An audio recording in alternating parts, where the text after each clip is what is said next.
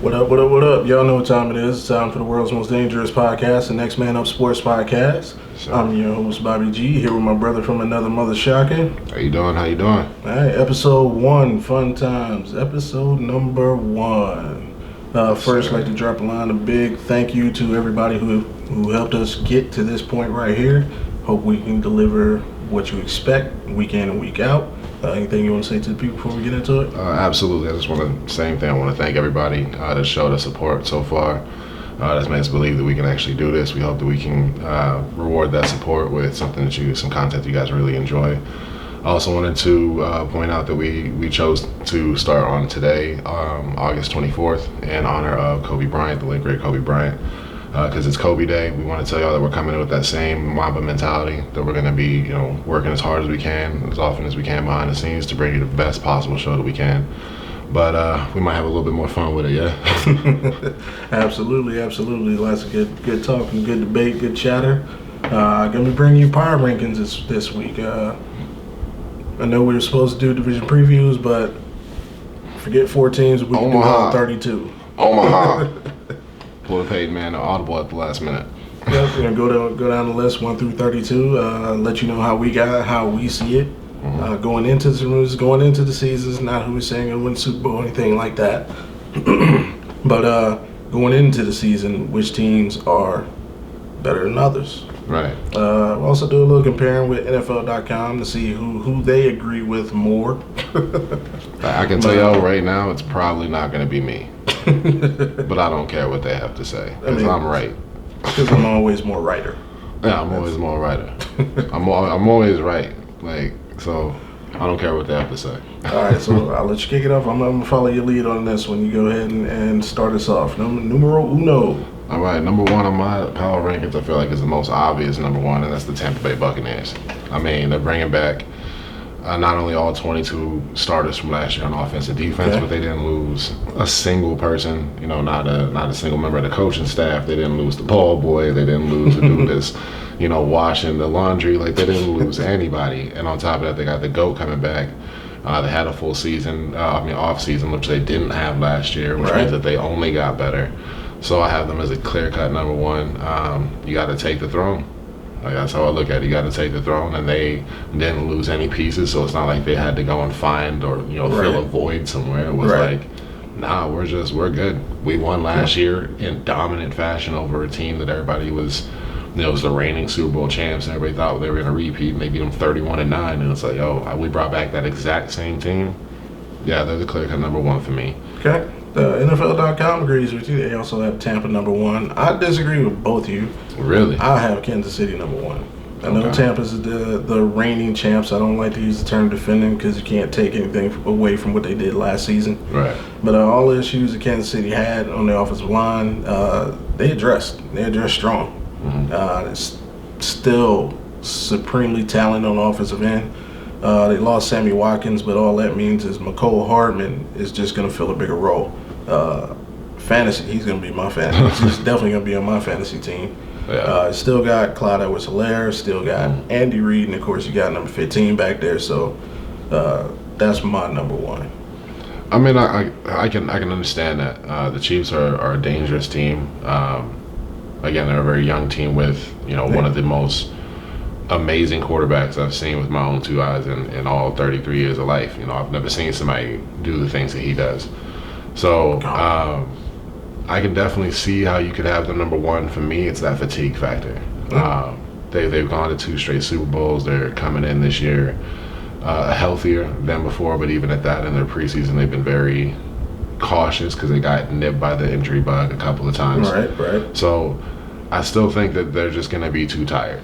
I think that they'll win the games they're supposed to win. They'll dominate the AFC, but I don't think that they can have a deep run in them. The team that I actually think will have a better run, and I think the team that will come out of the AFC potentially is the Cleveland Browns. That's my number 2 team on my power rankings. Never in my life thought I'd say that, especially not on camera for the world to hear. But I mean, things change. The Browns. The Browns is the Browns. The same old Browns. Shout out to Juju Schuster-Smith. Smith-Schuster. Yeah, you don't have to get it right, man. You know, scroll him. I mean, if you're a Browns fan, you don't have to get his name right. But it is a surprising thing for me. You know, seeing what you guys did last year, and again watching what you did. You know, you guys finally have some continuity. You finally have some Absolutely. measure of like consistency. You're not firing your head coach every 3.5 snaps. So you guys are actually trying to do something, and then on top of that, you're getting back Odell Beckham, Right. which I know that there's been the questions about his chemistry with Baker Mayfield, because they have like only 56% completion rate between the two of them. So I mean, I know that that's a big thing, but again, I think that was just them getting used to the scheme, getting used to each other. Really understanding where to put each other. Nick Chubb, in my opinion, is the best running back in the NFL. And on top of that, the Cleveland Browns went out and did, one of the smartest things you could do, and that was improve your offensive line. So it's going to help him out a lot. I think when I was looking at it, you guys are going to have like the second best offensive line in the league projected. So it's like, the Browns are my number 2 team. I think that they're the most dangerous team in the AFC, with one exception, which I'll get to later. All right, well, NFL.com disagrees with you on that one. They got Kansas City number 2. They also disagree with me, as I have them number 1. I would say Tampa number 2. So a little flip-flop for me for NFL.com. A giant flip for you. NFL.com actually has the Cleveland Browns at number 8. Oh, they're sleeping on the Browns. And again, that's another statement I never thought I'd say. They're sleeping on the Browns if you have them at 8. Again, just watching what they did last year, even at the end of the season, the whole back-to-back home games. You have to win a home game against a division rival at Pittsburgh, in Pittsburgh. And then it's like, oh, cool, we got into the playoffs. Who do we play? Pittsburgh, in Pittsburgh, the next week. And y'all won both of them games. Yeah. And, we're a couple of plays and a couple of penalties away from being, even past the Chiefs. So very fair. When people are ranking them at 8, it's like I don't see how. Maybe it's the questions about the defense, but you guys still have Myles Garrett, who's going to be coming into his own even more. So DPOY candidate. Exactly. And I look at you guys' defense. You guys did enough. You should have a mid to top 10. Like I said, mid to like 15 to 10 ish defense. Which even with that, with how good your guys' offenses should be on paper, I have the Browns number 2 easily. Okay. So having them at 8, that's shocking to me for NFL.com. Yeah, for me, let's say I got Tampa. But I'm willing to guarantee that they also have the Cowboys in some stupid spot like 10 or something crazy. Like they always do every year. It's like, the Cowboys are some super high ranking, and then they flunk out and don't even make 500. And so I don't know. Well, that's what's going to be interesting about this. For me, I got Tampa at 2. Pretty much the same reasons you listed. Everybody come back. I just think right now they play today. I think Kansas City will win today. Which leads us into who you got looking number 3. Number 3 for me is, as I said, was the Chiefs. I have them down there because, again, I don't think that they're as strong of a team as the Browns. I think that they're gifted with talent, and they're going to do what they're supposed to do. Yeah. But I also just don't think that they'll be able to sustain it, so I have them at 3. And at 4, I have the Buffalo Bills.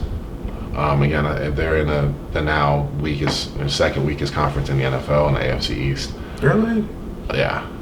Even though I have comments on that, I think that the AFC definitely got stronger this year. I think that Zach Wilson with the New York Jets is going to do some things, and I'll get to that when we get to that position on the list.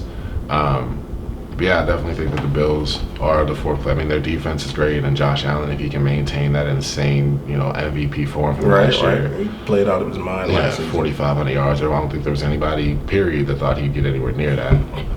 Stephon Diggs and leading the NFL in receiving yards was, again, a big surprise. But my problem with that, with the Bills, why I can't have them higher. I'm actually honestly surprised I ranked them as high as I did, but I was just being honest. Is I don't like that they got rid of their wide receiver John Brown. I feel like that puts Stephon Diggs on too much of an island by himself. The guys that they brought in, I believe they drafted a rookie wide receiver to fill that gap, and they brought in like a 8-year vet that only managed to pick up it was like 450 yards last season, and I'm like, that's a giant drop off. Still got Cole Beasley. Yeah, I mean, aging Cole Beasley, and that's if he decides to play, with the whole vaccine thing and him not wanting to, him threatening to sit out. So, I mean, you don't know if you have Cole Beasley. He might not play this year because he doesn't want to wear a mask or get vaccinated, which is everybody's choice. But, I mean, it's also your job if you want to play. Yeah. I mean, if you got money to survive it, go for it. I mean, yeah, that's what I'm saying. But I don't see him helping the Bills at all. So that's why I got them at 4. All right. I actually got the Bills at 3. Okay. And looks like NFL.com agrees with me. They also had the Bills at 3. For me, it's just, looking at the steps that they took last season, Josh Allen's progress, their defense, very solid. They've pretty much been a tinkering playoff team since the year before Josh Allen came in. Tyrod Taylor broke the longest playoff drought, got them there even though they got smacked by the Jaguars. But they to me, over the last few years, they've just been taking the right steps. And they've kind of solidified themselves as playoff sure. I mean, a playoff certain team, difficult out for anybody. Which would take me to 4. I actually have the Baltimore Ravens at 4. The Ravens. The Baltimore Ravens. So what's surprising me already is that we're all, I mean, I'm trying to avoid looking at your list because we haven't seen each other's list. We want to make sure that this is like organic and that, there's that shock value about, because I know I'm going to shock the hell out of him on a couple of these. But I'm surprised, like, I'm like, we're all the way down to 4 and I haven't heard you say your own team's name. I haven't heard you say the Browns yet. Yeah, we have to learn. I have them up at 2. Where you got the Browns at on your list? I have the Browns at 6. At 6, so just outside the top 5. Yeah, we're right out. I don't think we're still playing little brother to Baltimore.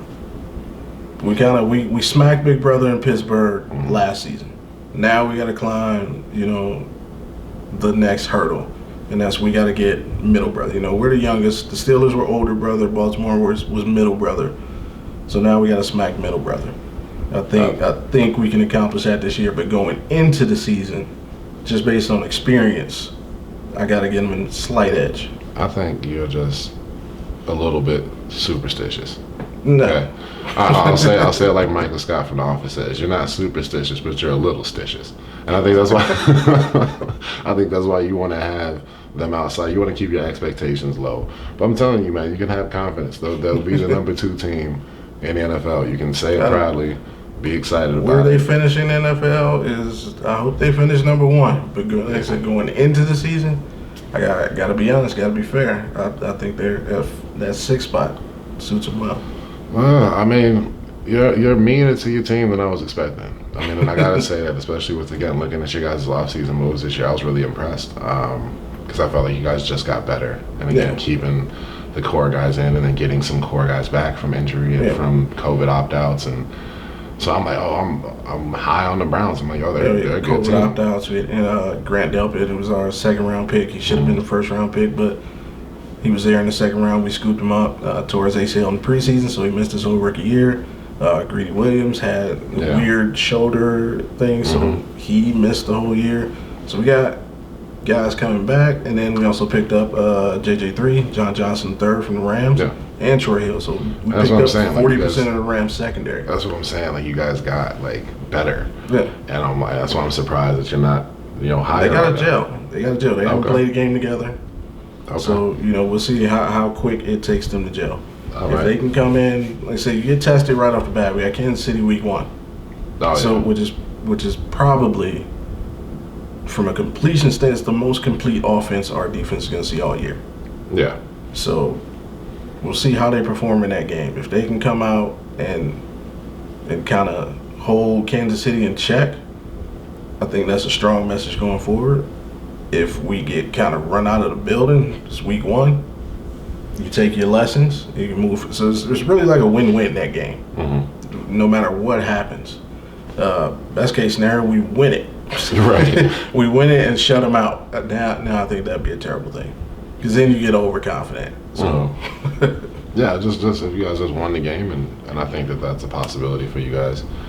Again, I think you guys are much better than you're giving them credit for, and maybe it's just because you're a little stitches. So, and the Green Bay Packers at 5, just ahead of the Browns, and it's really the NFC is weaker than the AFC, so they have an easier path to get where everybody wants to go. Aaron Rodgers, man. It's Aaron Rodgers defense is so sold on this dude. Yeah, as long as they got number 12, they're a playoff team.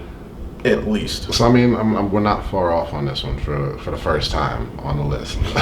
You got him at 5, I have him at 6. Okay. Obviously, Aaron Rodgers is going to be the beast that he is. You know, he's bringing back Devontae Adams.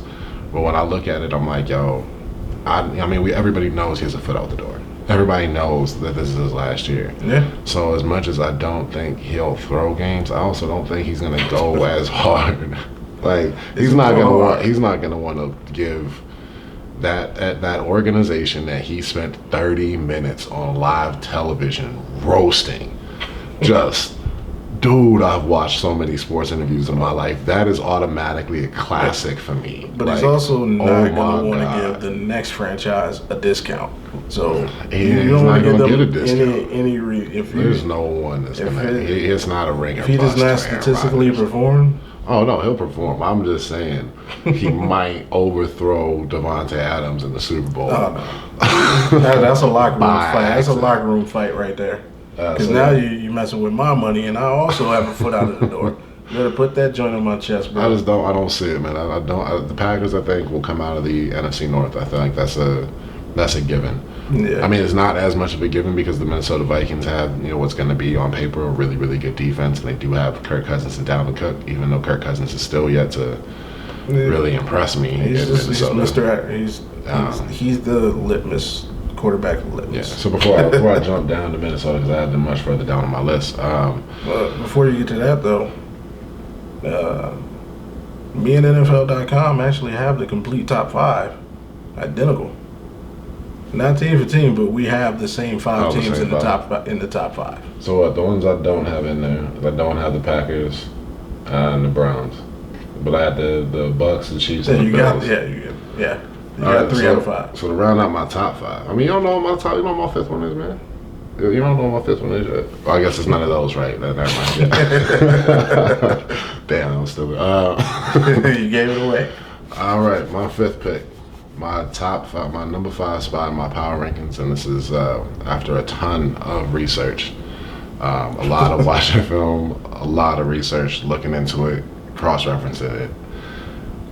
My number 5 team is none other than the Denver Broncos. Wow. Yes, indeed. I mean that. I'm saying it to the camera with a straight face. I know y'all listening on the podcast can't see me. I'm with a straight face. I'm so serious. Yes, I, Shaka, have the Denver Broncos as number 5 in my power rankings for the 2021 season. Okay. Explain away. So, I mean... this is, neither I or NFL.com agree with you. I figured as much. I mean, I could have guessed that I'm probably the only person, on the planet that has them in the top 5. Yeah, we're not too far from each other. They got them at 24, I got them at 23. Oh, see, you smarter than NFL.com. You're already on the right pace. See, you already a step up. You already value them better. Okay, so when we were talking before, around the draft, obviously when the Aaron Rodgers news leaked, it's coincidental that you have him at 5, and I'm talking about him at 5. When we were talking about Aaron Rodgers, and everybody was looking at where did he go? Where does it make the most sense for him to go? And it was like Denver. It was the Denver Broncos with the number 1 team that for literally months was like, that was the whole coverage. It was like, is it going to happen? What's going to happen? And even just on that speculation alone, the Broncos went from a plus 660 to 1 team to win the Super Bowl. Right. Literally no chance to win the Super Bowl. They went from that to a top 4 team. Their odds improved to 25 to 1 just on the speculation that Aaron Rodgers would go. Now, I know that you were saying that there was that effect, but it didn't have that effect on any other team that was rumored. It was just on the Broncos, because if you look at the way that our roster is set up, all we need is even a mediocre quarterback, even average quarterback play, and the Broncos are going to be a playoff team, and they're going to be a dangerous one. Why I say that, super brief, I know you don't want me to go on. I know. Super quick, it's 3 main points. Okay. Our defense is going to be a top 5 defense in the NFL. Okay. I'm sure you can look that up on NFL.com when we have Von Miller coming back, Bradley Chubb coming back, Pro Bowler, and arguably the number 1, number 2 safety Justin Simmons coming back, Kareem Jackson coming back, and with those 2 safeties, we have the highest rated safety duo in the league. We went out and got Kyle Fuller from Chicago as another DB. That's fantastic. And then we went and got Ronald Darby. Then on top of all of that, as if we needed more, we went and drafted Patrick Surtain II, arguably the best DB in the draft, argued by a lot of people that he might be a generational DB. You do need more because you're in the same division as Patrick Mahomes. We just went out and literally got all the tools to slow down that incredible passing offense. Then that's point 1. Defense is going to be top 5. And anytime you have a top 5 defense, you have the potential to make the playoffs. Okay. On the other side of the ball, we're going to have one of the best young wide receiving corps in the league. We have Cortland Sutton coming back, who in his first 2 seasons amassed over 1,800 yards receiving and 26 touchdowns. He's coming back healthy. He's going to be good to go week 1. Okay. We got KJ Hamler, who's showing sparks of amazingness at the end of last season. We have Jerry Jeudy, who had a fantastic rookie campaign with over 800 yards receiving as well. We got Noah Fant, who's, you're really high on. You like him as a tight end, had over 650 yards receiving last year. He's only getting better. Right. We also have Tim Patrick that came out of nowhere with 600 yards receiving last year. And then we had Melvin Gordon, 14 yards short of 1,000 yards rushing, so he found his place in Denver. You have all of these weapons that are now just getting better and better and better. And Teddy Bridgewater has looked fantastic in the preseason. And Drew Lock hasn't looked like a slouch, but Teddy Bridgewater is the likely, in my opinion, week 1 starter. If he's our starter, the Denver Broncos will win no less than 12 games this year. You can mark my words on it right now. Wow. If he stays healthy and he's a starter, the Denver Broncos will win no less than 12 games this year. You can mark my words on it, and we'll make the playoffs. Well, my thing with him is I have a thing, and you know what it is. If you have 2 quarterbacks, you don't have one. Right. And you guys, unfortunately, have 2 quarterbacks, which means you don't have one. Mm-hmm. And I disagree with the average QB play thing, because you guys have gotten average QB play in the past. But not with these weapons. Not with the defense as it is. Similar. With the offense as it is. We would have one or the other. We'd either have like some decent. We haven't had really even decent wide receiver play in years. Your Super Bowl teams. Peyton Manning was in and out of the lineup towards the end of the year. You guys had Brock Osweiler. I would put Brock Osweiler somewhere in between Teddy Bridgewater and Drew Lock. I thought you was about to be disrespectful to Teddy Bridgewater. Because he has moments. Yeah. Teddy Bridgewater went 5-0 last year for the Saints. If Brock Osweiler has to play that whole season, you guys barely make the playoffs. Teddy Bridgewater went 5-0 last season with the Saints. With the New Orleans Saints. Like, as Drew Brees went down and he went 5-0. And again, he's going on to a team that's better constructed than the New Orleans Saints. Like, yes, they don't have a Michael Thomas. They don't have a Michael Thomas, but what they do have is a Cortland Sutton, who again is one of the fastest rising wide receiver stars in the league. You know this. And he had Alvin Kamara to lean on too. He has Melvin Gordon. And he had Sean Payton. I mean, yeah, you have Vic Fangio, but again, Vic Fangio's not as much of an offensive whiz as you could argue that Sean Payton is, but what he is a Hall of Fame defensive coach who now has a top 5 defense rearing to go. That's only getting better. I mean, Patrick Surtain in the first preseason game had a pick 6. Like, hey, welcome to the league. I'm ready. Like, that boy is ready. The team is ready. And again, we're going to be able to, that was point 2. Point 3, final point, is the X factor. That X factor is that we have the easiest strength of schedule in the NFL. That's statistical according to FBI. We have the easiest strength of schedule in the NFL. We'll see if it plays out that way. Yeah, not to mention that we get fans back at Mile High this year. And everybody knows that just like with Seattle, fans in Denver is a whole different ball game, especially at that altitude. And we start off the season easily in a position to go 4-2. We start against there was the Detroit Lions. Mm-hmm. Then we go and play the Jacksonville Jaguars, the New York Jets, the New York Giants, the Baltimore Ravens, and the Steelers. One of those is in mixed up order, but it's like 4 of those teams are terrible that we can easily win games against. You're hoping. I'm not. It's not even hoping. Pick up games against, and again, of those 4 wins that we'd have, 4 of them would be on the road, which is what also helps our strength of schedule is that our home games are backloaded, which is wintertime in Denver. Nobody wants to play there but people that are used to the weather like we are. So I'm saying that's my final point. The X factor, the strength of schedule, bringing everybody back. That defense, that offense, even mediocre, consistent quarterback play, and the Denver Broncos are going to be a playoff team, and they're going to be a problem. But I can't put them in the playoff. In my mind, the Denver Broncos are the Tampa Bay Buccaneers from 2 years ago.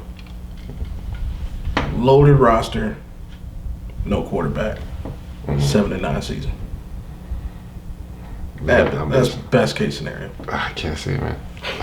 Or excuse me, 7-10 because you got the extra game. So I'll go ahead. Matter of fact, I'll be a friend to you. 8-9.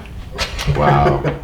Wow, and to think, they'll give you the win. And 8-9. To think I had the heart to put your Browns at number 2. I need to revise this list. We were a playoff team last season, so it's like you can't. Hey, we gonna be one this year. Mark my words, we gonna be one this year.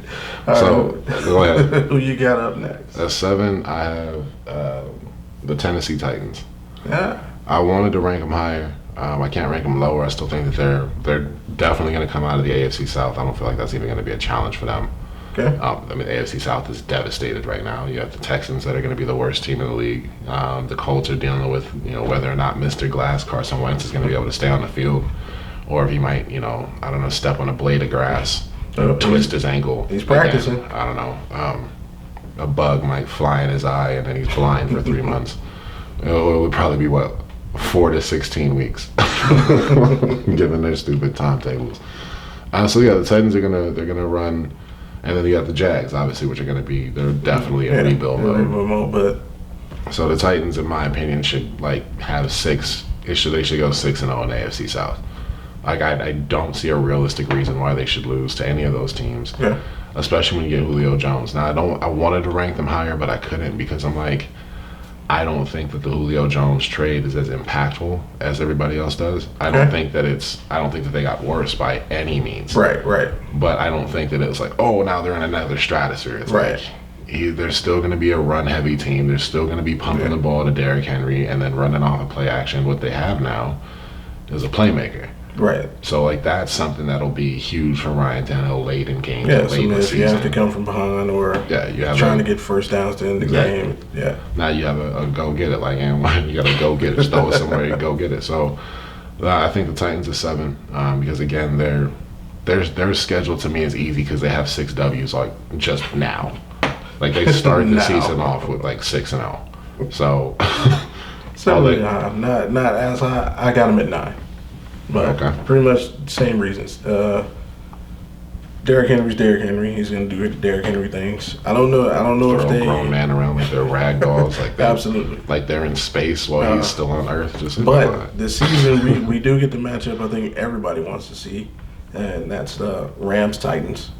Get to see Derrick Henry against Aaron Donald. So that'll be fun. Ooh. And Jalen Ramsey. We'll see if Jalen Ramsey is known as a tackler.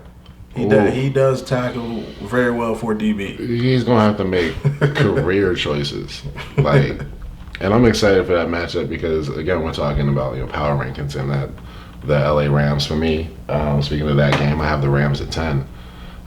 So, again, in my top 10 of teams. Right. I love it because I'm an old school football head just like you are. And I'm like, I remember the last time that the Rams and Titans were both good at the same time, had to play against each other. And I remember that this dude, he came up, what was it, just 1 yard short of a fucking Super Bowl. So I'm excited to see the Rams and Titans just for the history of the game. Right. I know that both teams, the Rams aren't in St. Louis anymore, but I still like the rivalry. And then, seeing what Aaron Donald does, if he can keep Derrick Henry in control. Exactly. But I just want to see, I don't even want to see that game. I would love it if instead of the Rams and the Titans playing, you just put you get all the players in the circle. The football circle. You just put Aaron Donald and fucking Derrick Henry in the center of it, and just let them just go out. Just first to 50, however you want to count the points. Just first to 50, and that's how you count the W. I guarantee you that would be the highest watched fucking football game in the history of life. Everybody would want to see that shit. But give Derrick Henry a little bit of running, just so he can get that momentum. Oh my God, dude, that would be so much. I don't want to see Pacquiao fight anymore. Thank God he lost. I don't want to see Logan Paul and Jake Paul. I want to see Derrick Henry stiff arming Aaron Donald and seeing who wins. Right. Like I said, with Tennessee, I don't know if they fixed their issues on defense enough for me to put them higher than 9. Got to see a couple of games into the season. The Rams, actually, you have the Rams at 10. At 10, I got them at 7. Okay. So ballpark. Yeah. It's like, again, it's that defense. Like you can't. You have Aaron Donald and Jalen Ramsey, as we were just talking about, that number 1 defense in the league. Where I think that we might differ, why you might have him at 7 and I have him at 10, is that I think you're a firmer believer in that Matthew Stafford trade than I am. I don't think that he's going to have as big of an impact as people hope that he will. I don't think that they'll fall off. Like, I don't think that they'll be worse. But again, kind of like in different plateaus, they're like the Titans in that way. I don't think Matthew Stafford made them better. Just like Julio Jones didn't make the Titans better. Right. Like in a drastic way. It's like a marginal way, but right. I don't see that being It's not enough. a matter of better or worse. I think Matthew Stafford made them more consistent. Okay. So that third down throw at the end of the game where we need a first down to run out the clock, that Jared Goff is kind of, I hope he makes this play.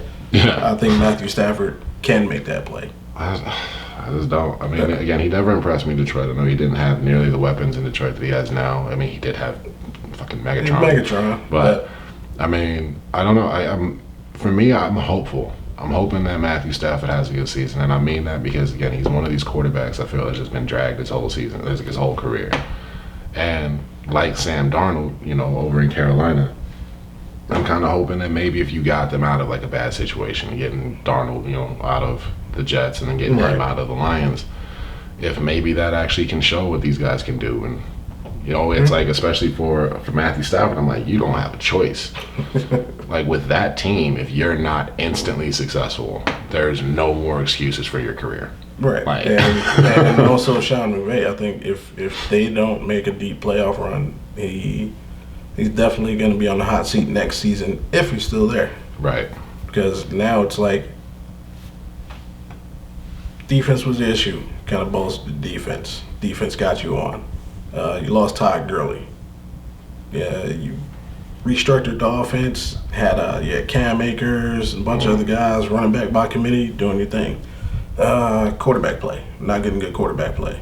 Well, now you got your guy. So it's like, can't blame players anymore. If everything goes wrong, now it's on you. So, but according to NFL.com, I'm slightly more righter. Slightly more righter. No. They have the Rams at 6, and they have the Titans at 11, respectively. The Titans at 11. Titans at 11. They don't have That's the Titans in surprising. the top 10. That's especially considering that they're gonna run their division. That like basically automatically qualifies them for the playoffs. Yeah. That's surprising to have them that low, in my opinion. My number 11 team. My number 11 team might be another one that surprises you, and I don't think that I'm going to be on par with NFL.com on this one either. This one was after a lot of deliberation, and with myself. Okay. With if I could get myself to say this publicly. I really struggled with it. I went back and forth again on the stats and analyzing my soul, and I have to say that I think that my number 11 team in the power rankings is going to be the LA Chargers. Okay. Shout out to my boy Scott Dobbs. A lot of people are high on the Chargers. Yeah, shout out my boy Scott. I hope that you're tuning in. I know he was probably anticipating that I was just going to trash him or have him at the bottom of the list because that's how I talk about him in our conversations and messages, but that's when I'm not being professional. When I'm being professional, I got to look at it realistically. Looking at the Chargers and what Justin Herbert did last year, 4,400 yards out of nowhere, and it was like a poised, collected 4,400. It didn't look like that kid. Every time I was watching him, and it looked like he'd been in the NFL for like 10 years. Like he was so just. They definitely play extremely well. They're getting. I know that they've always suffered from injury problems. Like even Austin Eckler's having some issues. Joey Bo, like again, is whether is he going to play, whether he's going to come back, is he going to miss it, blah, blah, blah. And then you got Joey Bosa coming back, but can he stay healthy because he's only played like 16 games in the past, 2 years, 3 years. But on paper, which is what these power rankings are, is that when we're looking at the roster as it's constructed and healthy, what do I think that they're capable of? I think that the Chargers, on paper, It's not how I feel in my heart. On paper, objectively, I think that the Chargers are the 11th best team in the NFL. Yeah, I mean, NFL.com disagrees with you by this much. They got them at 12. Oh, okay. That's the one time I wanted to be right because now Scott has to like and subscribe. I mean, we didn't make a bet on it, but I'm honest. I'm telling you, I'm honest. I would never say that. But with you, NFL.com, and Scott, I got them at 20. Okay. Ooh. And it's just like you said, like, I cannot trust the Chargers' health. Right. Like, they've changed coaches in off season. I did not like that. Should have changed medical staffs because something's in the water. Derwin James has missed with the last 2 seasons. Yeah, like straight. Right. Joey Bosa, like, what is in the water that you can't keep your guys healthy? I mean, it's the drought in LA, man. That's that water's got something in it, maybe. I don't know. Go back to San Diego quickly. Apparently. But yeah, again, it's if they can get past. I really dislike getting rid of Anthony. I thought that was just so idiotic. Thought he should have got a shot with a potentially healthy roster. A healthy roster and a now experienced quarterback.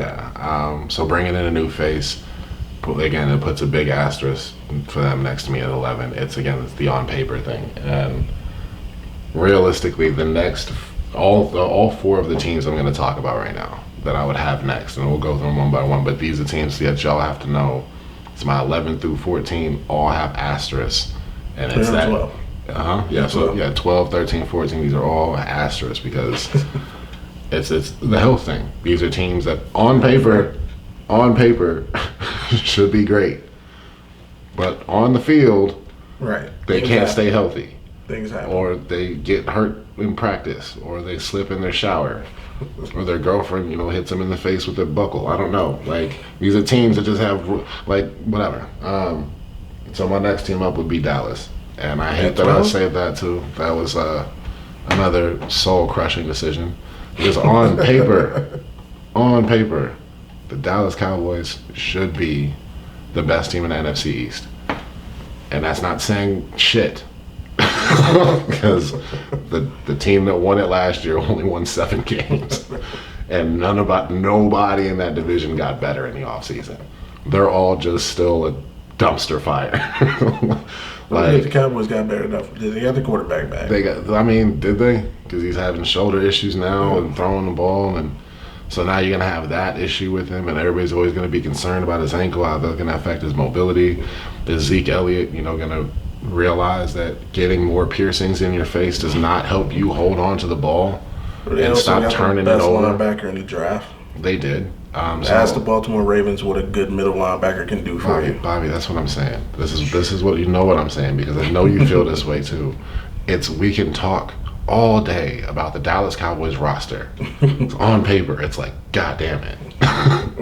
It's a matter of the fact that every single year for the last, since 95. So, like, every single year we're talking about them like that. Every single year it's like, oh, the Cowboys, and then every single year they suck. I mean, they are America's team.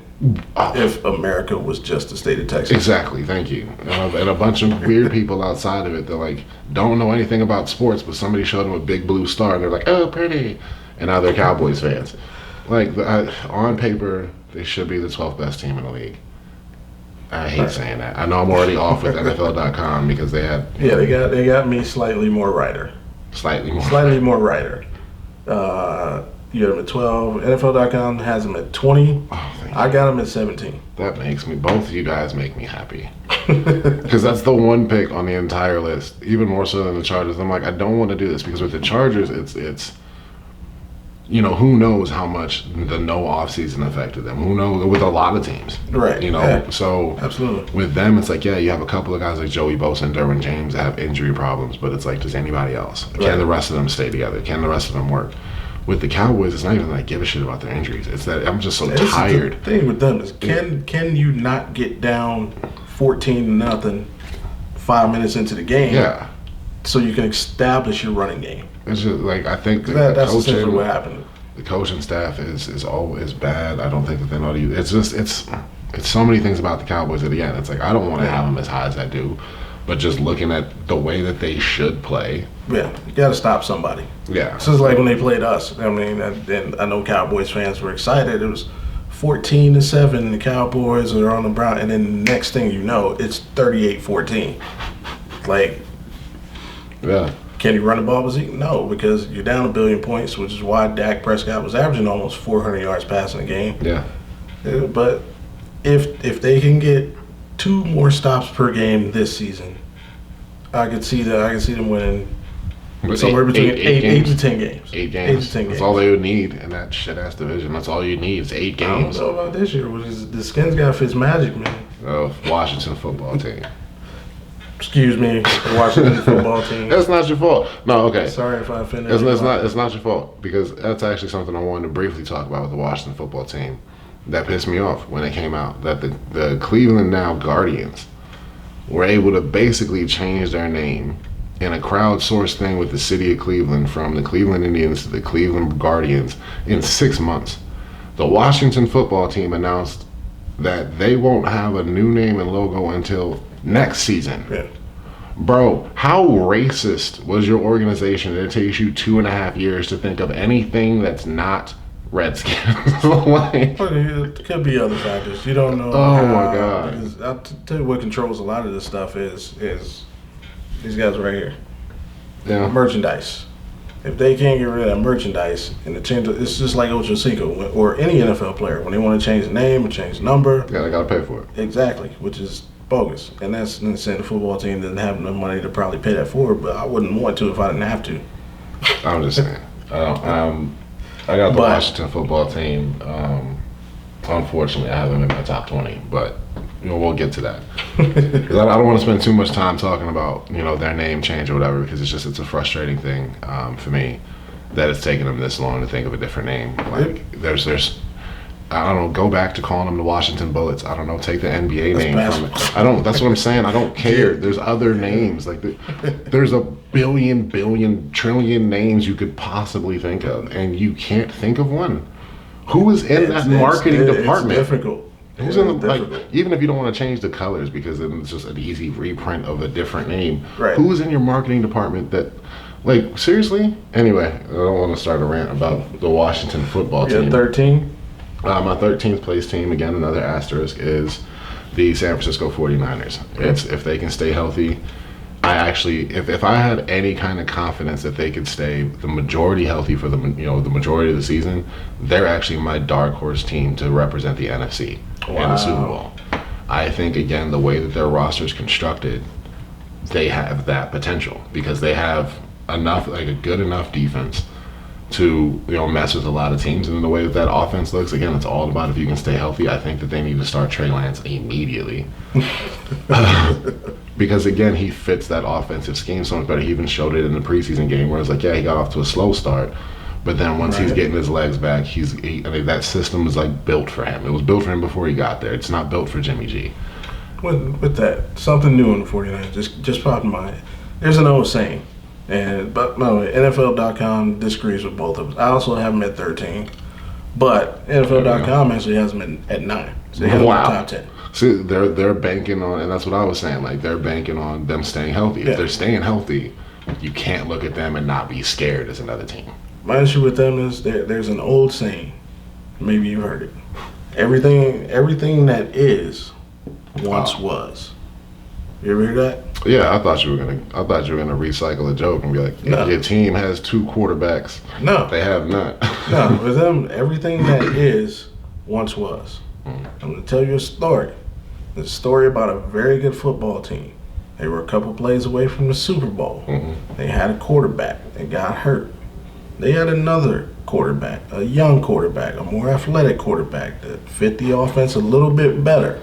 They went with that quarterback.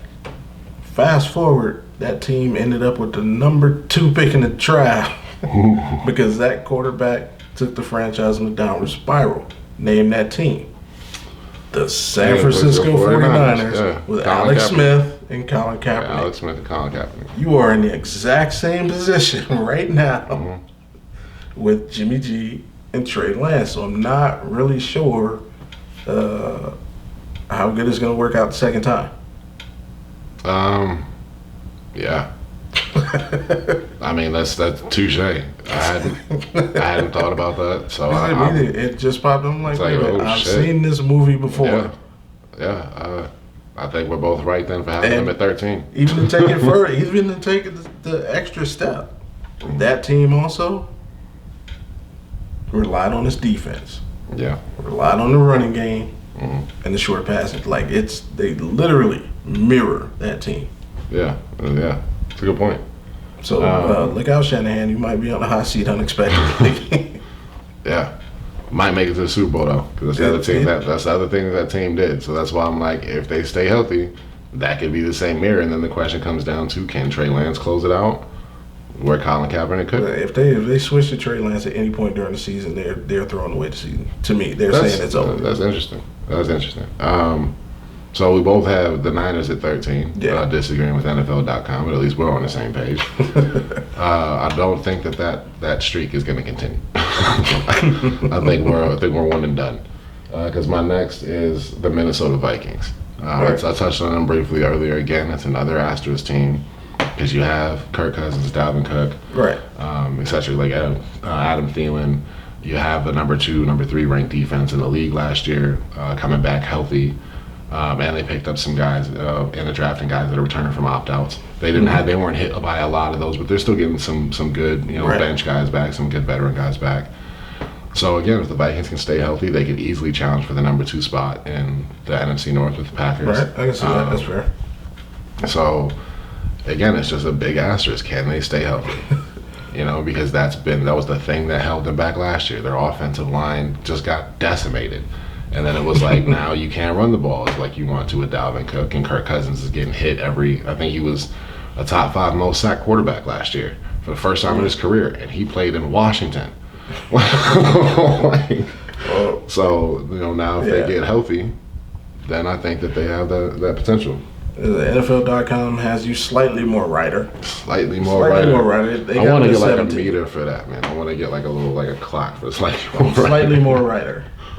No, they got him at 17. I actually have him at 12. Oh wow! To me, like the Minnesota Vikings are like the absolute average NFL team. Like across the board, you just play.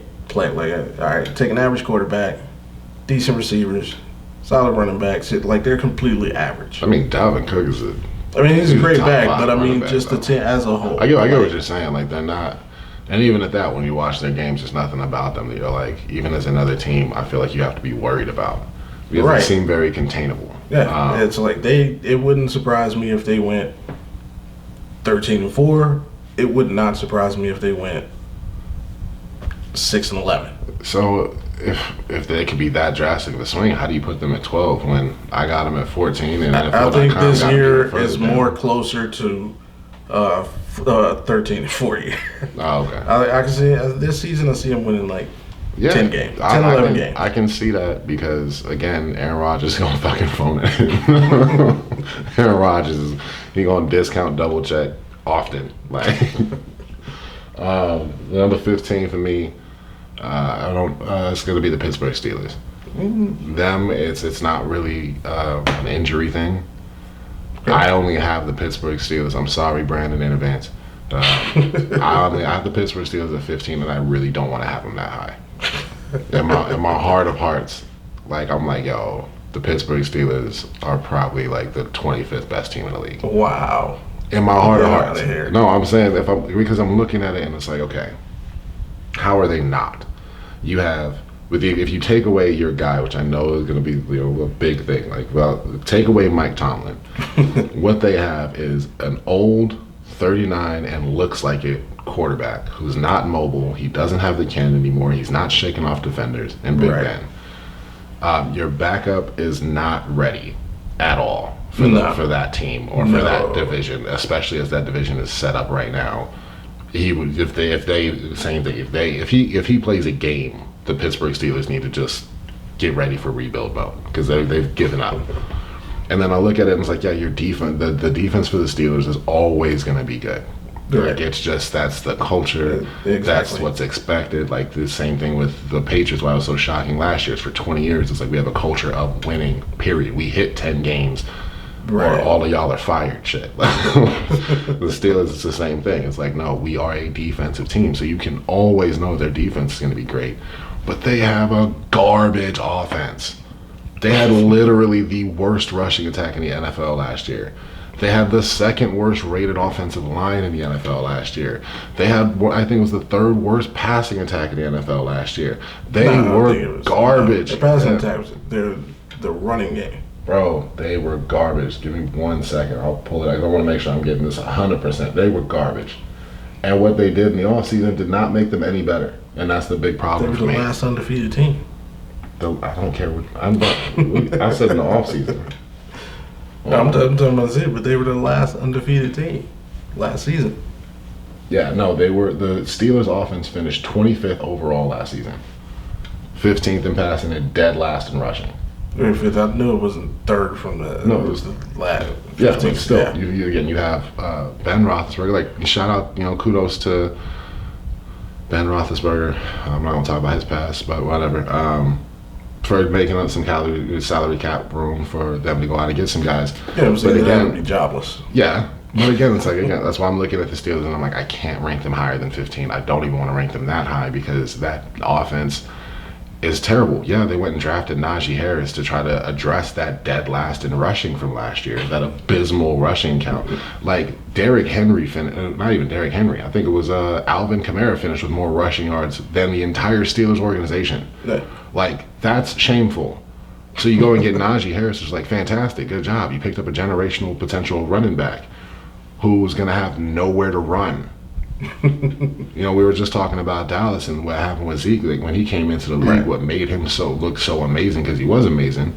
He had the best offensive line in the Dallas Cowboys to run behind. Facts. Najee Harris is coming into literally the exact opposite situation. He's not going to be able to run at all. And then again, who are they throwing the ball to? Juju? Claypool? With that old-ass arm from Ben Roethlisberger? Claypool's nice. I'm just Claypool. I think that, again, the Steelers are one of those teams like the Seahawks, which I think I actually have the Seahawks next. They're one of those teams like the Seahawks where I'm like, dude, they always start off hot. No, I had the Seahawks higher. I'm not being disrespectful. I had them at 9. But, like, the Steelers always start off hot. Like, cool, yeah, they were 11-0 last year. And then it was like they started playing real teams. And it was like, and you're getting smacked. And it's like, they're not... Again, where do you have them? Because I have them at 15, and you seem to find that disrespectful. So I'm curious. It's not disrespectful, but I mean, your first one is like take away Mike Tomlin. But unfortunately, they do have Mike Tomlin, and NFL.com and I believe in Mike Tomlin. We both have him at 10. Wow. Okay. So this is the Mike Tomlin effect. Again, it's not. He's never had a losing season in his career. So to be fair to myself, even the season where Ben Roethlisberger missed, like basically 3/4 of the season. They still finished with a winning record. So what was my argument, though? What did I say? I'm like, in my heart of hearts, I want to rank him 25th. But I'm like... But you can't, because Mike Tomlin. Because of Mike Tomlin. That's literally what I said. I'm like, if you take... I said that. I'm like, if you take Mike Tomlin out the equation, there's not even an argument that's the 25th best team in the league. Like, yeah, they're garbage. But you put him back in, and I'm like, even me, I got to put him back up to 15. And I'm like, I'm only 5 spots off from y'all, but it's like, I'm like, ugh. Najee Harris ain't gonna have nowhere to go, man. My favorite coach, but the third best coach in the league. Yeah. So I originally, when we did this list, I did have the Colts as my number 16 team behind Pittsburgh. Okay. That was before all the constant issues with Carson Wentz, the questions around him, the fact that I've not really believed in that trade in the first place, which I think he's missed the glass. So I had them there, but I've actually moved them out of 16 and boosted up the Chicago Bears to 16. I've flip-flopped them. Okay. So I still have the Colts at 17, but I do think the issues with the Bears, with Carson Wentz and with Nelson, their offensive lineman, both of them having the same injury and the same weird timeline. I don't know if they're thinking they'll be back for week 1, but again, it's like, it's a weird injury. It could reoccur. Yeah, it's practicing now. Yeah, I'm like, it could reoccur. So it's just a slight thing. When I'm looking at Chicago, I believe that they should go out the gate with Justin Fields. Unlike what you're saying with Trey Lance, right. Justin Fields is a quarterback. That kid's a quarterback. He's ready to go. So it's like I don't think that you should even try to start Andy Dalton. But again, on paper, I look at the Bears. You know, they're going to have a good defense with Khalil Mack because apparently the Raiders wanted him back with Chicago, as was breaking, yesterday. Chicago said no. So their defense should be, again, on paper, like a top 15 defense. Not top 10, but top 15, which is solid enough in that division. It's just the questions on their offense, which is why, again, I think that, like what you were saying with the Vikings, I think they're a very just mediocre team. That's why I have them dead middle in the rankings. They're just they're the most average team in the league. Yeah, I think it's no doubt in my mind the Justin Fields move is an extension for Charles Nagy. Okay. Because he's definitely on the hot seat. Mm-hmm. But the excuse I take to management is I didn't have a quarterback. Now I drafted a quarterback.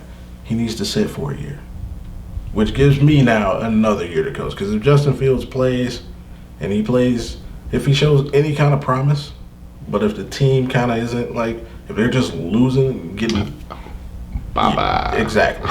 We'll keep the quarterback. The only way he keeps his job is if Justin Fields gets in and let's say he plays the last 6 games of the season. Mm. You'd have to go 3-3 in those games. You can't go 1-5. Even if he looks good, it's just we got to get more around it. You can't go 1-5, 2-3. You have to go at least 3-3 or better. So Charles Nagy's just buying himself another year, so you can come in the next offseason and say, after that he's got no excuse. But yeah, the longer he keeps Justin Fields on the bench, the longer he stays employed. I can see that. That makes sense. That's all to me. That's all it is. I can see that. Yeah, for me, I see the Colts at 14, adding back-to-back. Colts at 14, Bears at 15. See what I'm saying? I had them just same thing, just right, interchangeable with each other. NFL.com actually has the Colts at 16. So they had it. I originally had it right. I originally agreed with NFL.com, but I'm a little more sketchy, and just slightly more sketchy. The Bears at 19. So.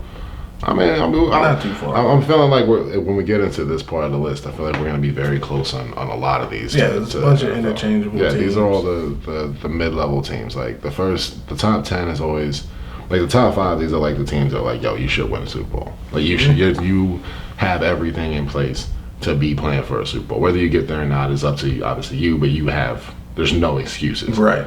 That's how I did my top 5. Top 10, it's so 6 through 10, it's these are the guys that it's you just need a break. Yeah.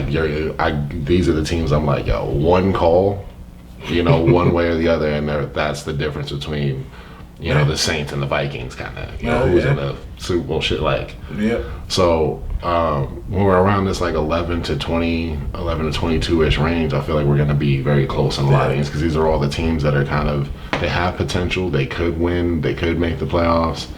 But it's you got to either stay healthy or we got to see how those things mash or they have a young quarterback. In the Bears' future.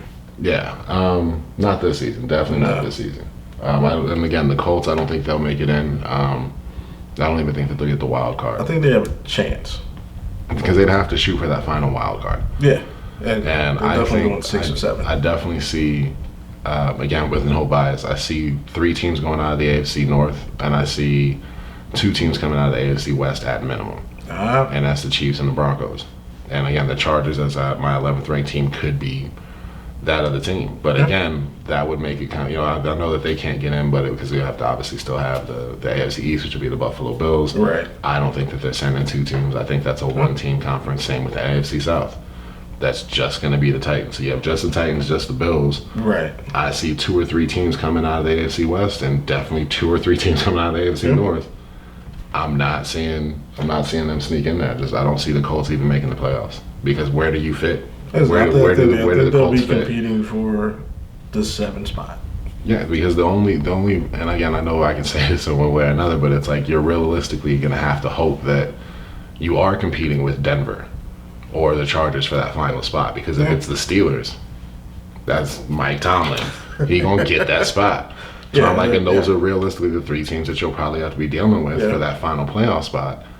I mean, that's even if the Denver Broncos are mediocre, given the way that the other AFC teams are set up. It's like you can make the playoffs as one of those final 2 wild cards if you get close to 10 wins. And I'm saying, don't sleep on the New England Patriots. Right, and the Broncos have. I am snoring on the New England Patriots, don't boy. Sleep on the Patriots. Oh my God, I'm in a coma about the New England Patriots. I got them all the way down at 30th. That's my 30th ranked team. Yes, I think that the only 2 teams that'll be worse than the Patriots this year are the Jacksonville Jaguars and the Houston Texans. The Patriots will win like 2 games. I projected that they will not win 5. It was a stretch for me when I was going through the power rankings because I was looking at their everybody's schedules and projecting out how many wins I think that they could get. I struggled to find 5.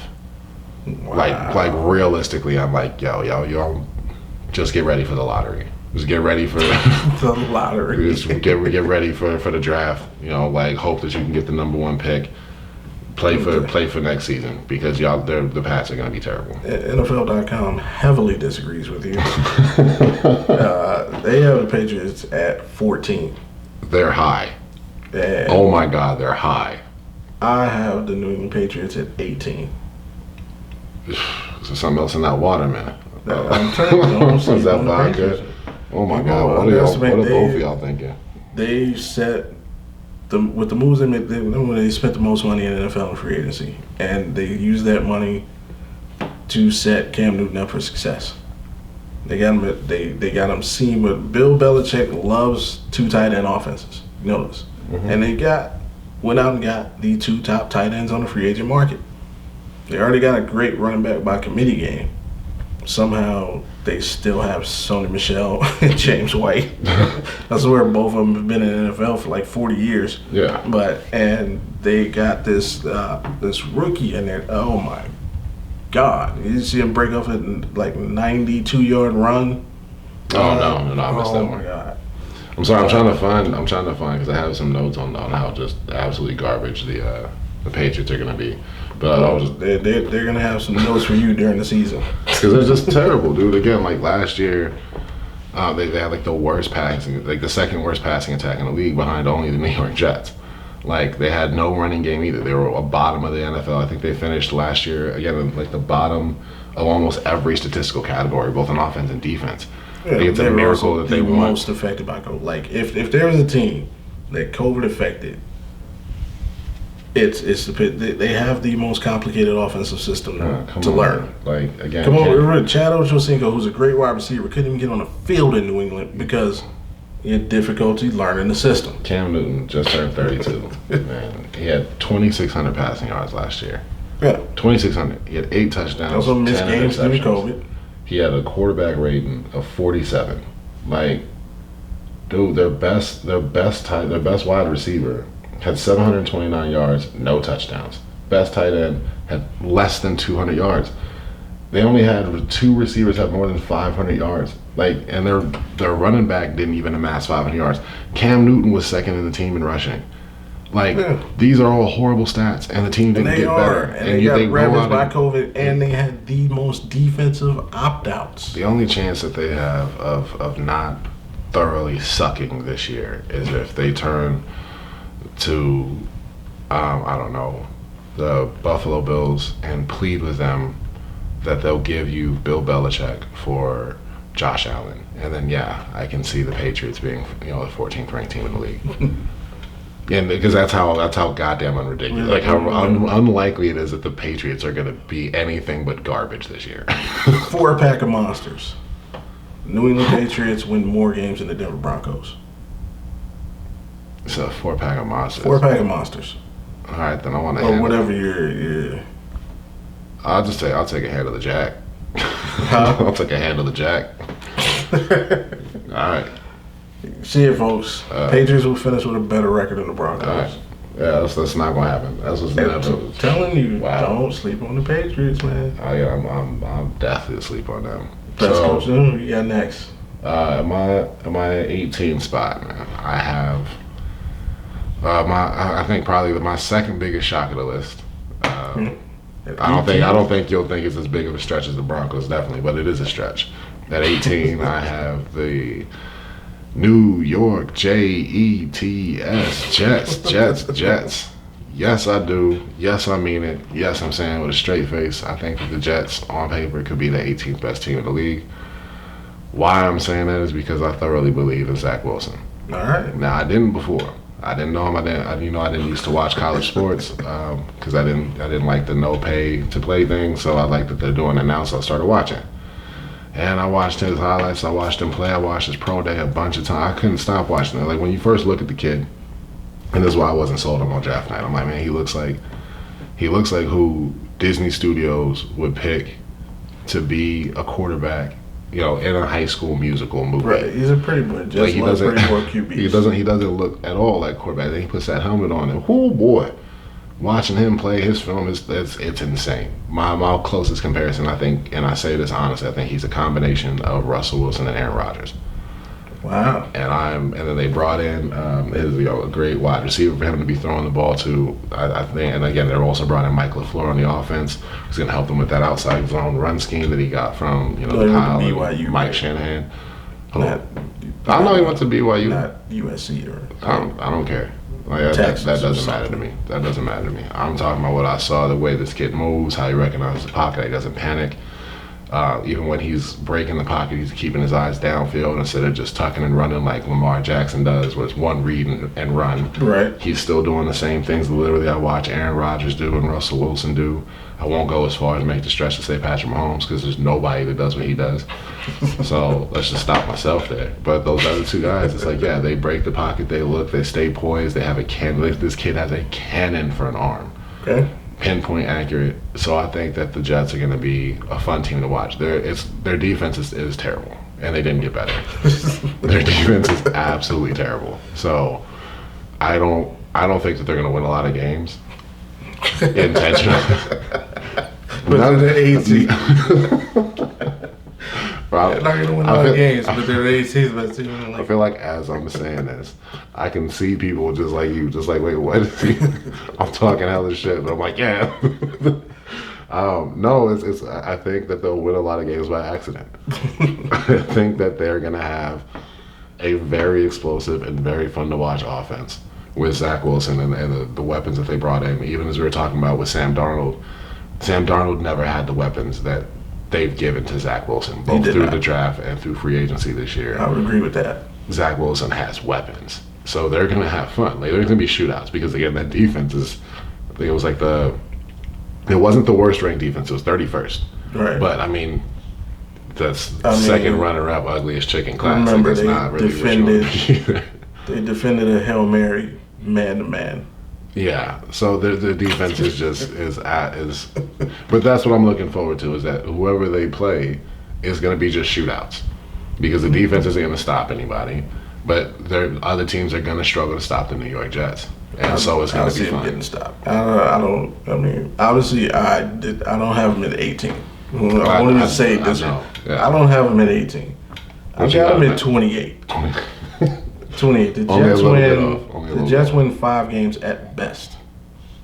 And NFL.com says I am exactly right. Oh, they also have them at 28.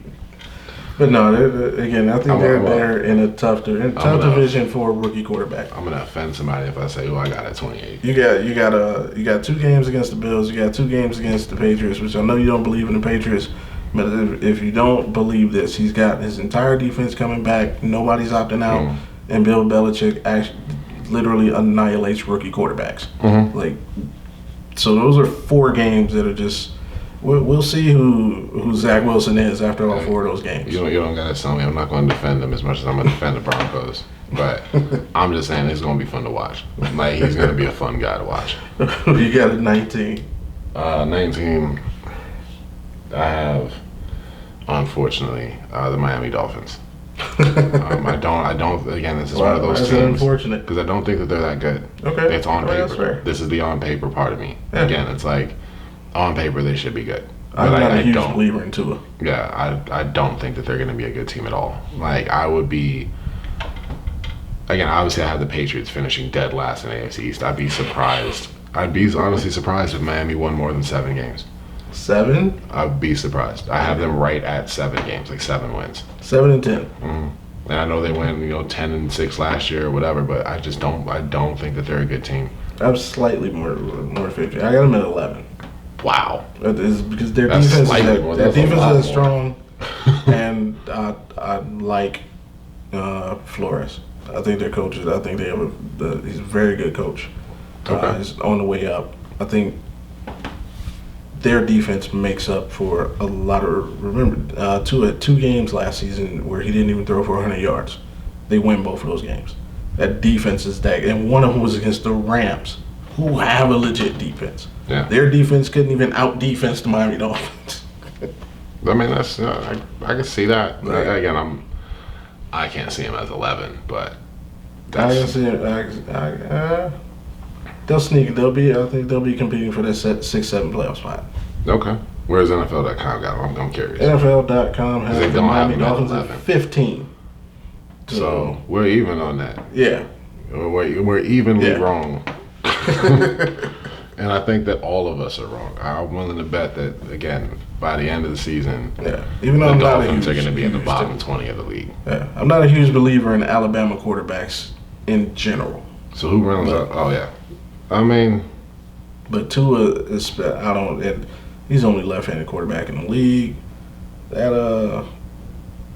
Yeah, I'm just it's that hit, man. don't believe it's not even the hell. Even before he got injured in college, I was not big on him in college. Me too. I was never impressed by him in Alabama. Like, again, even in going back and watching his tape, I was like, dude, why was everybody that. so sold on him? Right. It's like Trevor Lawrence. I watched Trevor Lawrence throw one pass and immediately text you and said, dude, Clemson has a quarterback that's going to be the number one pick in the draft in 3 years. That was one, like, I never got anything from watching it. It was just like watching regular football. Yeah. So, I mean, that's why I'm like, I can't be sold on the Dolphins like that. The next couple of teams, again, as I said, like, these are teams I'm like, probably the rest of this list of teams, I'm like, you guys are in rebuild mode. Like, after 20, because my 20th place team, it's a toss-up. It's literally a toss-up. 20 and 21 are, like, tied for 20th, in my opinion. And that's the Carolina Panthers and the Arizona Cardinals. I think that they'll finish with almost the same record. They have basically the same, to me, upside. Both in their conference. They're in a conference that's going to be dominated by one team. I mean, not so much in the NFC West, but that's almost actually worse for the Cardinals. Why have them at like 21st is like, right. You got the Rams, you got the Seahawks, you got if the Niners are healthy. 6 very tough games. Yeah, and then so I'm looking at the Panthers, the same thing. It's like they also got to come to the dog pound. Yeah, right.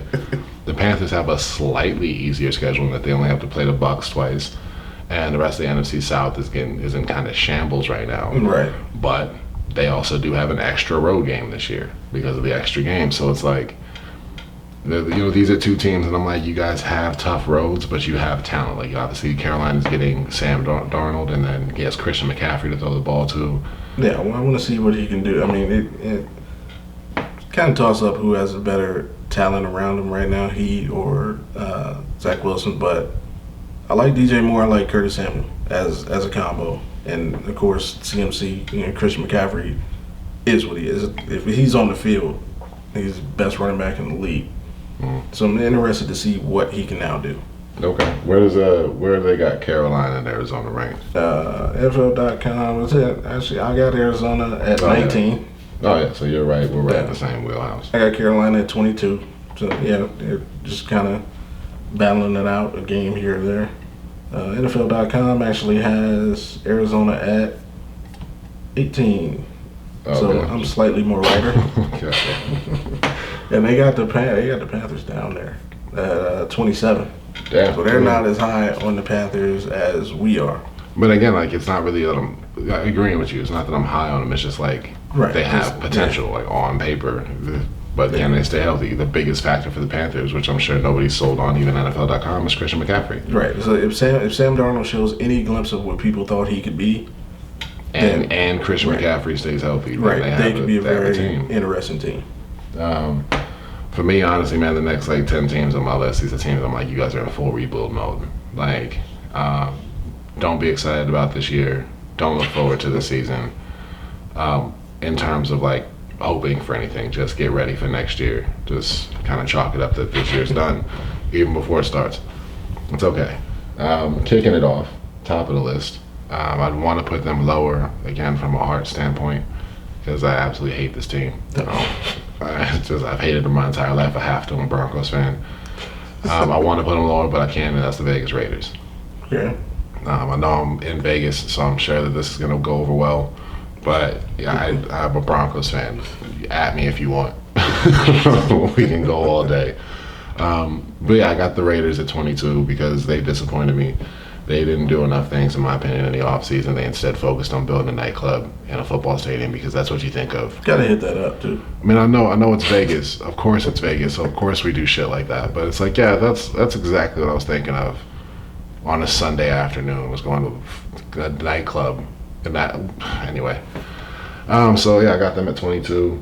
And the rest of this list, again, these are teams that you can put them in my opinion, and I know you'll have a different one. So I'm just going to run through them. In my opinion, all of these teams. I got them at 21. Okay, so we're not far off. No. And NFL.com also has them at 21. Okay. I'm more right there again. We're close on the next one. I saw the next one is Washington football team. I have them at 23, and they got them at 22. Yeah, they got them at 22. And where'd you get them at? I got them a little bit higher. I got them at 16, actually. Oh, wow. That defense is strong. That defensive line is strong. Got the second best defense in the league. Yeah. I think Fitzmagic can give them enough that they'll be. I think they'll be the exact same as they were last year. They'll just be a little bit more consistent at quarterback. I mean, obviously Fitzmagic wouldn't call him elite by any standard, but he is an upgrade from what they got from Dwayne Haskins. Oh, absolutely. Yeah, and with that defense and that division, right? Like that terrible division. I think 8-9, 9-8. It's not out of It's not gonna be an easy week if you plan to watch the football team. No, not at all. Again, for me, it's like these next I don't know how many teams, 9 teams. These are all teams that I literally don't think will win even 6 games. So it's like if you're winning 6 games or less, in my opinion, you're in this category. Like these are teams. Again, I have the Raiders just outside of it because I can see them winning 7, 8, or 9 games if they, certain things break their way. So that's why I have them on the just outside of the top. Right. But the rest of these teams, I'm like, I would be shocked, and I mean shocked, if any of the teams on my part of this list win even 6 games. Okay. These are teams that need to get ready for free agency. They need to get some trade packages together. They need to get ready for the draft, or sell the franchise, which is what I think the final team on the list should do. I think that everybody in that organization needs to be fired, and that franchise needs to be disbanded and move somewhere else. Before I get to them, I got the Bengals, Giants, Lions, Falcons, Eagles, Saints, Pats, and Jags. Why? Because all these teams have had heavy turnover, a lot of trades in the offseason. They've lost key pieces or traded key pieces away. They have injuries. They have rookie quarterbacks. They were terrible last year and didn't get better. Like, say the Jags. The Jags got better. They got better, but they're still not going to win a lot of games. Yeah, the Saints pure rebuild mode. Yeah, the Saints went from a 13-win season or 12-win season last year to where it's like I would be surprised if they won even 4, because not only did you lose Drew Brees, but then on top of that, your safety valve of losing Drew Brees, Michael Thomas, is now out for probably the season because of the miscommunication on. And he's having issues with the front office as a whole. So it's almost worse than the Aaron Rodgers situation. Yeah, and then the Giants, again, it's like you can't Saquon Barkley stay healthy. Can Daniel Jones not get tripped by ghosts? The Lions are probably going to be absolutely terrible. The Falcons, again, it's like, you kind of disbanded. When they traded Julio, they were in rebuild mode again. Same thing with the Bengals. Like, they already started their rebuild. Like, Joe Burrow last year, Jamar Chase this year. Right. So it's like they're already rebuilding to where it's like the Bengals, I think, will be another fun team to watch. That'll win games by accident because they'll be in them. They'll be competitive on offense, just like the Jets. They just happen to accidentally be in the wrong division. At the wrong time. So, like the Bengals, for me, it's like it's not that they're necessarily they are a bad team. Their defense is absolutely atrocious. But it's like they have upside. They are still rebuilding. Right. Everybody, and I feel like Cincinnati knows that. Like, you have to get excited for the future, not for now. Yeah, offensively, they were in some games last year. Yeah. Oh yeah. They were putting up, huge numbers and losing on like margins of victory that were minimal until Joe Burrow got hurt. And then the final team on my list is the Houston Texans. I'm appalled by everything that organization has done this season when it regards their quarterback, and the fact that he's still allowed to even be at any of the facilities or putting on a jersey or doing any of that with what's going on, and all the other stuff that's come out from former players about how that organization is operated and run. I think, and I'm so serious, I think the Houston Texans need to be disbanded. I think that entire organization needs to be shut down and moved somewhere else, like completely. This whole situation with Deshaun Watson, and that's the only time I'll ever say that bastard's name on this, is like this whole situation with him and how they've handled it. To me, I'm like, that was the final straw for this organization for me. Like, you guys cannot do this. You cannot handle a situation like this. Yeah. Like. Anyway, so that's the rest of my list. Is they're at the bottom of it because I hope that organization can get moved somewhere else or just shut down. They went to Tennessee. It's not exactly like they have this huge winning culture anyway. It's been a failed experiment, so just let it continue to die and just pull the plug. Well, yeah, I mean, I'm in the same thoughts. A lot of those teams, like the Eagles, are trying to figure it out. They're trying to figure out if they. I mean, and it's kind of terrible what happened. The two teams, the Eagles and the Falcons. It's kind of like these teams are literally just Super Bowl champions not too long ago, or the Eagles were. The Falcons just mentally never recovered from the comeback or the blown lead, whichever way you want to look at it. Like, and it's sad because I'm a fan of the Falcons in the way that like fans of other teams root for Cleveland. Okay. Because we were bad for so long. Like, this goes back to the days of Deion Sanders. Like, I remember when the Falcons were like bad. Mm-hmm. So it's like I secretly root for them, and they just never recover from that moment, and it's just gotten worse and worse and worse and worse since. To now you trade Julio and just admit you're in full rebuild. But they got a couple nice pieces. We'll see what Calvin really can do. We'll see what Cal Pitts. Everybody's excited about him. But yeah, it's just I hate what happened. And the same thing with Philly. It's like, what happened in dude, hey, if you want to talk about it, dude, look at the Broncos. And it's not like they even. It's not like they blew up the rock. It's not like they're like, okay, they bought a champion. Like, teams we're going to spend money trying to win the championship, did it, and then it's like, okay, we can't afford it. We got to blow it. No, like, it's like half the roster forgot how to play football. I know they had injuries in between. Like, last year they lost, like, 2/3 of the starting offensive line. Obviously, they had the Carson Wentz issues, his health, but it was like, jeez. Like, how did y'all win? I feel like when the Giants won at 9-7, everybody understood how they won both times. It was like they started off terrible and got hot exactly when you need to get hot. Yeah.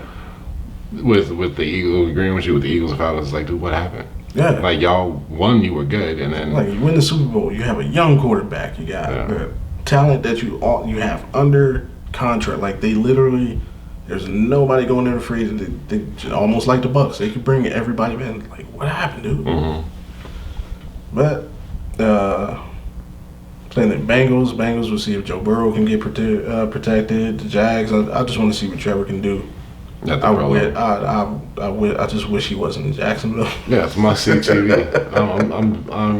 I'm so disappointed that Tim Tebow's no longer on the roster. I was so excited. I'm so happy. I was so excited to see Tim Tebow just completely make a fool of himself trying to be a blocker in like an actual game. I wanted to see the circus show that was going to be the Jacksonville Jaguars. If you had Sunshine throwing the ball to Tebow. Absolutely. I just wanted to see that just one time, that connection. Because Tim Tebow now, he's got like the most ridiculous history of people that he would have played with. I mean, he played with Sunshine and the other guy that was, did those bad things. I mean, he's had a history of people that he's played with, man. I wanted to see Tim Tebow. I've heard this petition before, and I always want to mean, but can we please get a 30 for 30 on that Miami Dolphins team? Where you had like the Florida Gators. Yeah, Florida. That's what I meant. The Florida Gators. Why did I say Miami Dolphins? Oh, we talking rankings, but yeah, we need one on those. I'll keep going, man. Yeah, but with that situation, is just we'll see if Urban Meyer has a successful NFL career, Mm-hmm. he'll be in the discussion for greatest coach of all time. Because you literally have won on every level. I think they need to give him 5 years. One at Youngstown State, one at Utah, one at Florida, one at Ohio State. And if he does become a Super Bowl winning head coach, yeah, he'll be in that conversation for the greatest coach of all time. Because it's not many coaches right now. Pete Carroll and Barry Switzer, the only 2 coaches win. Jimmy Johnson, my guy. You only coaches to win national championships and Super Bowls.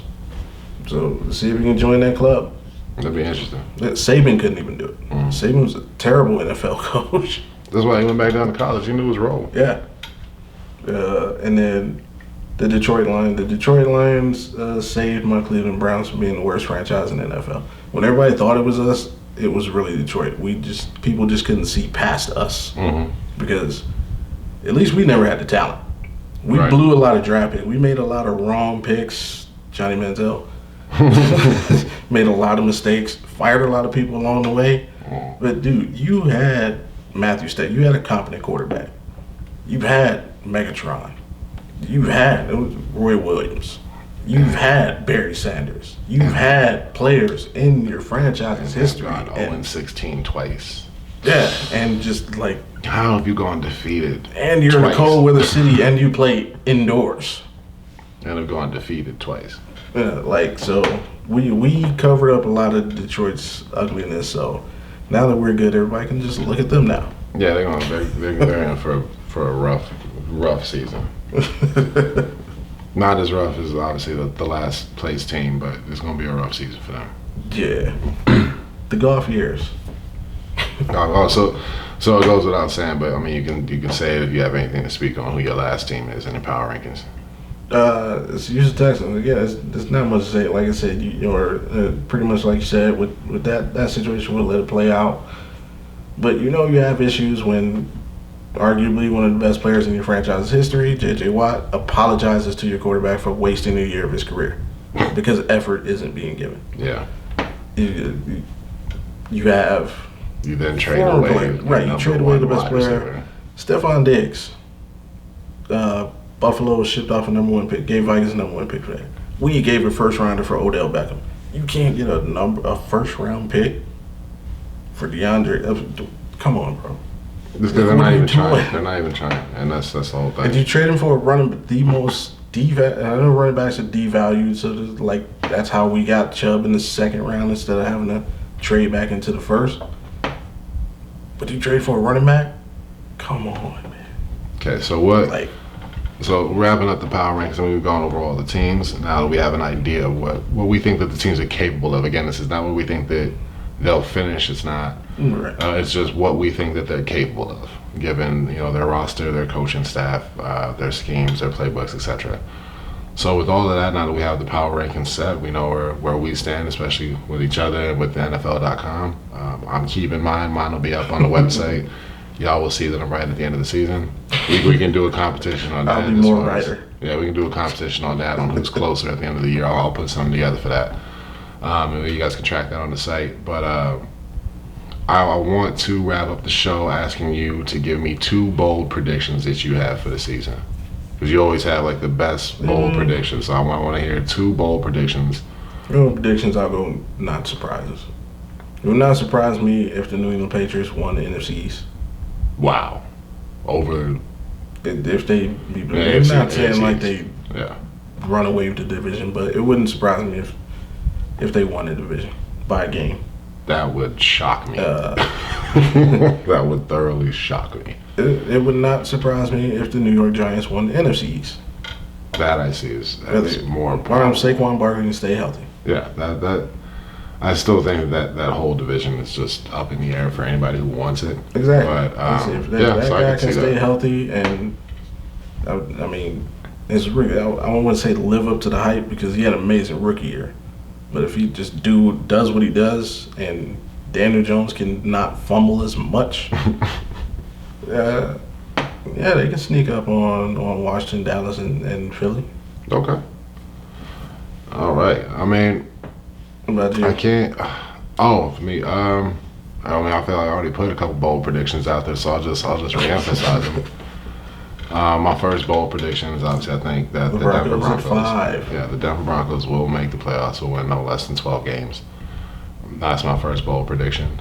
My second bold prediction for the year is that I think I already said it. I think that if the San Francisco 49ers stay healthy, I think that they come out of the NFC.